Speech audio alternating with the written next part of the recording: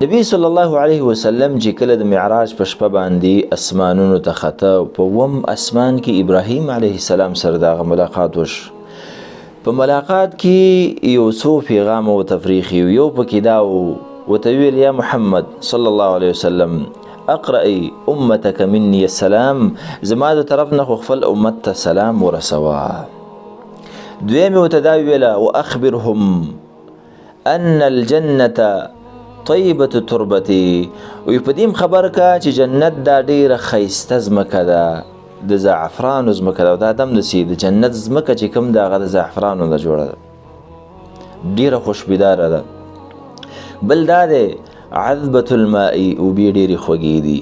دریم دا دی وانها قیعان، هغه یو پراخه ده، ډیره زیاته فراخه، لکه مثال په طور یو پراخه دشته شي، او قیعان مطلب دا دی چې صفا.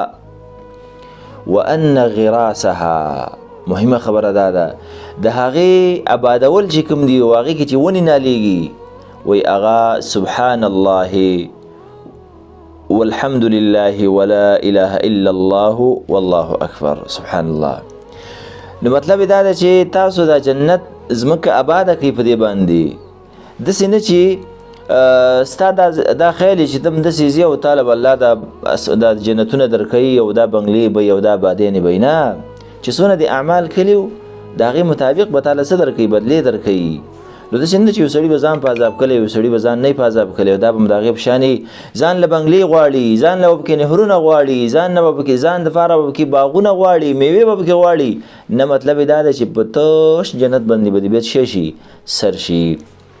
دا څومره عظیم حدیث دی او څومره عظیم پیغام دی د ابراهیم علیه السلام موږ ته.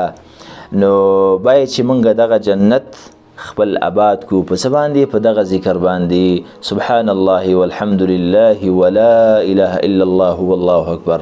نو دا هم چې وخت پیدا کوئ عزتمندو دا ویئ، په دې سره یوه ونه نالیږي په جنت کې، یوه ونه په جنت کې په دې سره نالیږي او یو سیکنډ پې نه تیریږي.